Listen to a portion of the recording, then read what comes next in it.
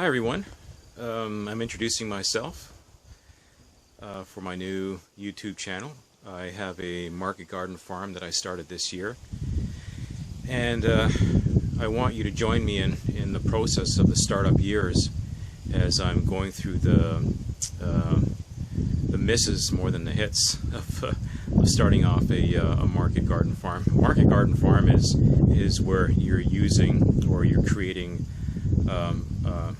usually vegetable crops, sometimes fruit crops, in a high density fashion, so that you're using a lot less space to achieve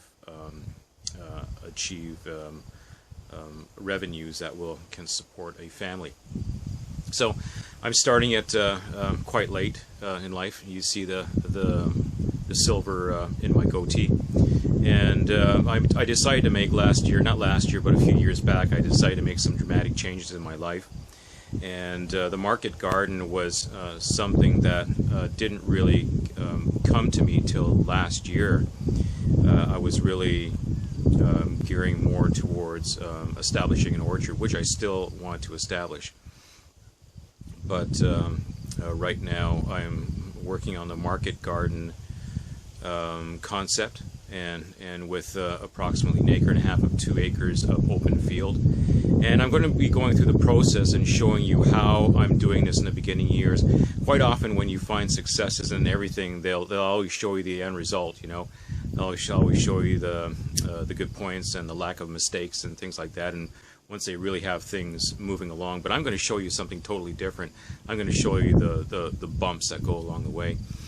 I've done a lot of reading on this. I'm convinced of the concept, but you know, God willing, it'll be successful. But it's not the only thing I'm going to be talking about as I progress through this through the YouTube channel. We'll be discussing religion. We'll be discussing politics. We'll be discussing economics, and all kinds of good stuff that we'll be discussing, which will all be related to what I'm trying to do here. And you know, as I'm purchasing new items, I'll be explaining how they work. As I go through the process of setting things up, I'll be explaining how that works and why I'm going that route. You know, this year was very much my setup year, is very much my setup year, where I've already planted a field. I've made lots of mistakes. I found out what I need. Where I live is a province called Nova Scotia in Canada, and we have an ample amount of rain here, but not this year. This year was a year of drought, and you know, we get on average 1,290 millimeters of precipitation per year, and we got it all in the wintertime. We got hit real heavy in the wintertime. It was a historical winter, and people are still talking about it. And you can see in the back here, this is the field where I want to plant my orchard. And when I initially started my idea, I wanted to use a conventional orchard planting method. And then I came upon an individual that was selling the idea of a diversified permaculture type of orchard, where you don't have plantings of the same thing over and over again. It's very similar to my market garden, where we do dense plantings and very diversified, so it reduces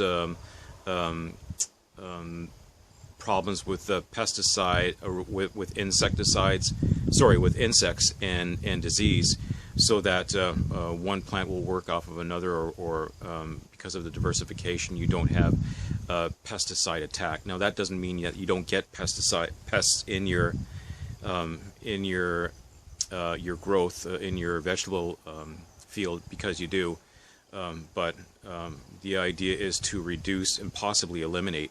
And the idea as well this market garden also means, to me, it means organic.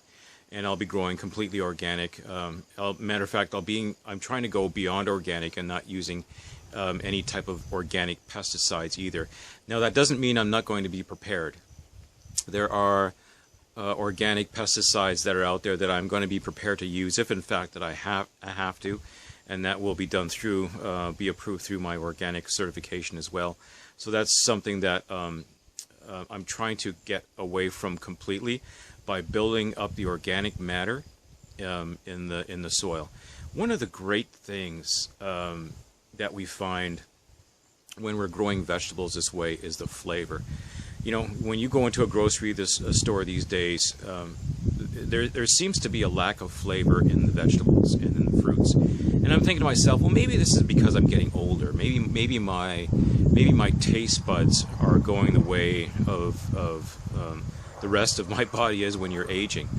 But that's not the case, because last year I was on a farm tour and a guy gave me a taste of his tomatoes, and I finally remembered what tomatoes really tasted like, and it was absolutely fantastic. So I figured I'd come into my hoop house since it was raining out there, and just explaining a little bit more. This is a hoop house I put up right after the snow was cleared, and the snow cleared really late in the spring this year, a lot later than what is normal here in Nova Scotia. And you know, by the time I actually finished everything, I think the date was May the 8th that I finally finished. And so this area here I'm using for seedlings.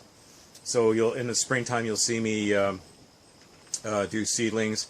And in the back here I experimented a bit with tomatoes. I have 3 different types of tomatoes here. I have Volkov, Cosmonaut Volkov tomatoes. I don't think I'll be planting those again. The simple reason is I noticed that those tomatoes get really big in size, but they lack flavor. And now I did not put any nutrients. It's a bit of an experiment this year for me. I did not put nutrients, and tomatoes are heavy feeders. They require a lot of nutrients with composts and different types of bone meals and whatnot. And I didn't really do a lot of that this year, so that's part and parcel, I'm sure, of why they don't have a lot of flavor. It tastes like it would if you were in a supermarket, let's put it that way. So if people are satisfied with that, well, you know, I got news for you. That's not what a tomato is supposed to taste like. Over here I've got Amish paste, and they're still a little bit of green. It's middle of October right now. I planted all of this very late, again as an experiment, and to use the soils that I have in here to see how it was. So the soils obviously have enough organic matter and nutrition in them that it can create a good product. Over here I have black cherry, 2 rows of black cherry tomatoes. I'm anxious to see those because they come out and they're little tomatoes, and they're black. They look like black cherries, and they're supposed to be a lot of flavor. So I'm really looking forward to that too. Hopefully I don't get a frost, and hopefully the frost does not kill the plants by the time they mature. The Volkov I've already harvested some Volkov, Cosmonaut Volkov, and I'm anxious to harvest the Amish paste as well, and of course a black cherry. So again, I'm looking forward to sharing this with you.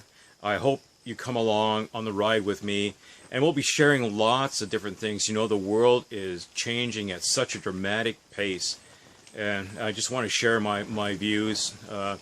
You know, at one point being an economics major way back in the day in a previous life, it's something that, even though I didn't finish that part of my education, it's something that I've always had a tremendous interest in. And you know, hey, you know, everyone's an armchair economist these days, so everyone can pipe up and have their views on the economy. But there's a lot of real interesting things happening, and with the advent of YouTube, you know, we're not only hearing what we hear from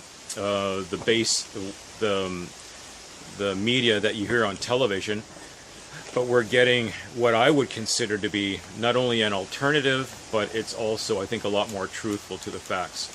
And so I want to share those views and you know, find out what the differences are from what you're actually hearing on the news, and how it relates to how we're living today, because we're seeing these dramatic changes. I see the new generation and how they're trying to adapt, and how they're trying to react to the new economy, to the economy that's coming.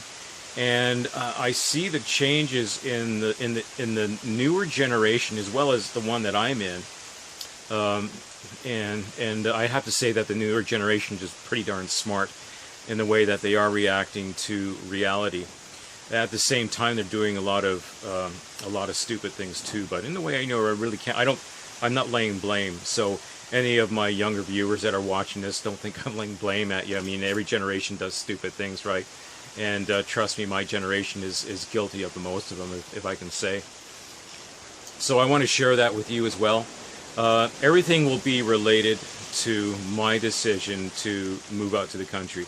I lived in the city most of my life. There were about 4 or 5 years where I lived in a rural area when I was living at home with mom and dad. And that really made an impression on me. Unfortunately, I was too young to, how should I say, see the advantages of living in a rural area.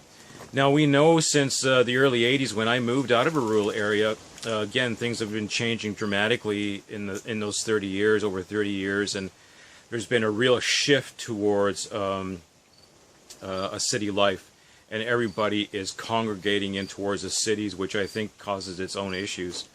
I think there's a sense of safety for many people. You know, they see things on television that entices them to move to the city and try to engage in the city, and I wasn't any different. Moving from a really beautiful area in the Niagara area of Ontario to then moving out west for other reasons and ending up in a city, and then going to Calgary as my family was growing in Calgary, Alberta, and living there until last year. And I'll be going through eventually how I came to this decision to move to the country, move to a rural area, and setting this up. Now, again, I'm sharing with you the beginning years of what's occurring in my life now. The reason that I'm doing it, again, I said in the beginning of this video, is because few people are willing to share in the hardships of beginning years. They always want to share with you the success, but not the difficulty, right? I've always taken a different role. Sorry, I have to clean my glasses, so I hope you don't mind when I take off my glasses. I want to share with you the reality of the difficult parts as well. You know, setting up a company is very challenging, and statistics are showing us that a dramatic drop in small companies being set up since probably the early 60s and in the 90s and in the 2000s. It's just a dramatic drop because they don't see the challenges of worthwhile. And even though banks, quote banks, and governments promote the idea, the reality is that they don't see the advantages anymore. So they try to join big conglomerates and big corporations, and they try to pigeonhole their education towards that as well. And so, but I'm finding that some people are realizing this and saying, hey, what am I doing? There's a better life out there for me, and I believe that the rural life is a better life, and I hope and pray that it will work out that way too. I have 3 kids. One is not with me. One is back in the university education, back in the city. My other 2 boys are here, and hopefully you'll be able to meet them as well as my wife. And I just, the idea of YouTube is to share, and this is my reality TV show. You can always switch me off and go to the Kardashians, but guaranteed mine's a lot more interesting. So I don't have the beauty to expose myself and try to make money that way. I have to do it a more realistic way, I guess. So hey, look, I'm really looking forward to having you come in my life. I'll explain a lot of my experiences, and I'm going to share everything with you. Last week, I got something called a Grillo tractor, 2-wheel tractor. They're not very common. in North America yet, and they're a fantastic tool. I'll share that with you as well on another video. I'll show you exactly what I bought, and I'll show you how it's used. Next week I'll be planting garlic, and I'm going to share that process with you. My sons will be with me, and I'm going to share that process of planting garlic, and so that we plant it, and it's like a bulb, and the following year we'll harvest and dry. So, and so, you know,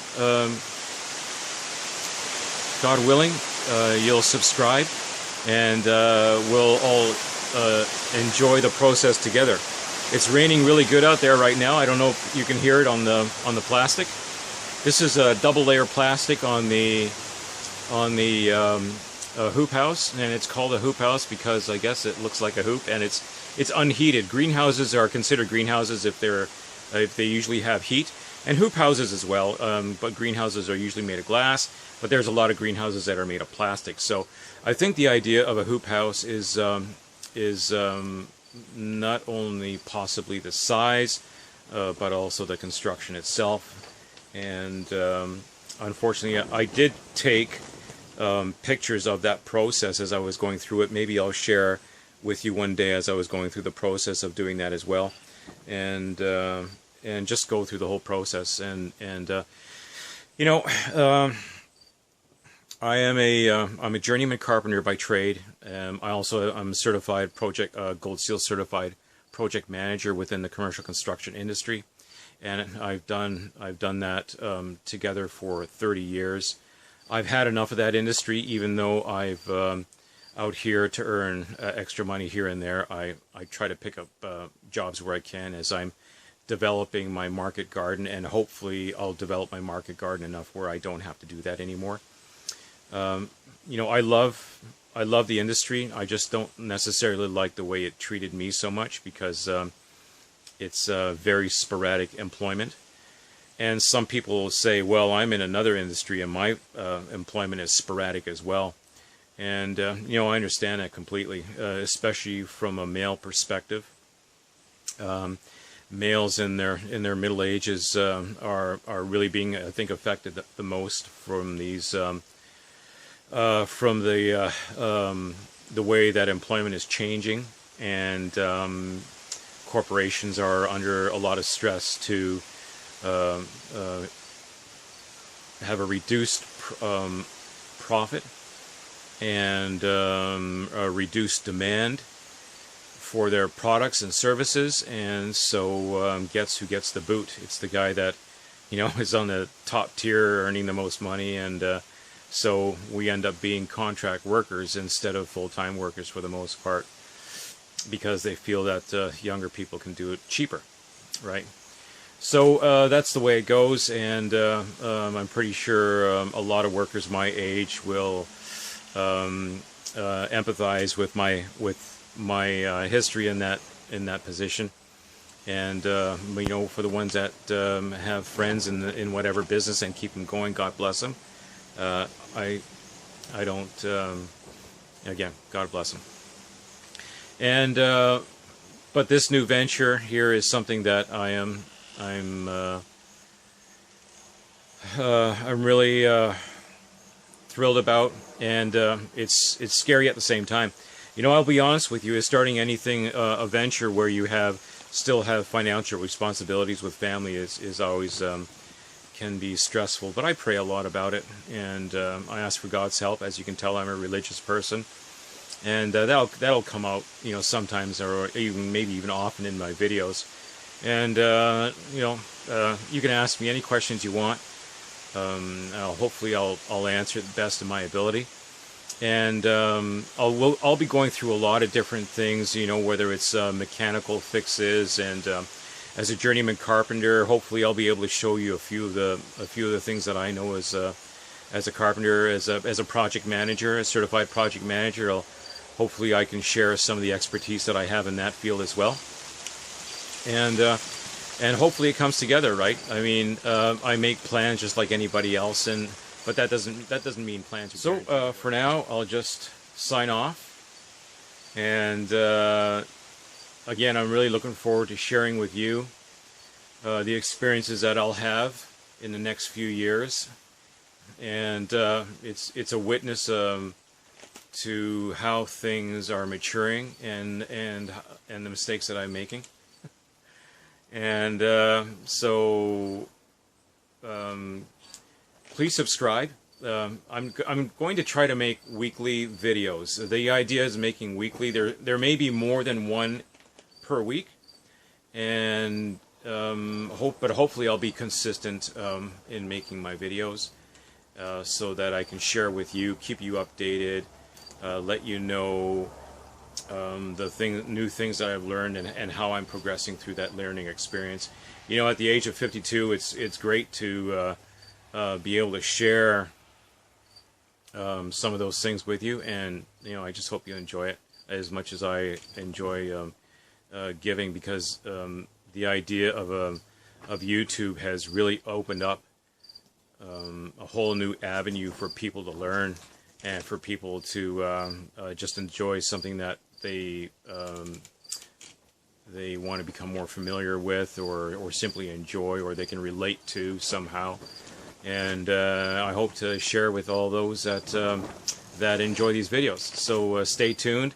And oh yeah, and I just bought some video editing software. I'll share that with you as well, and how that's going. It's a bit of a learning curve, so hopefully you'll see my videos improve as time goes along. And I'll see you on the next video.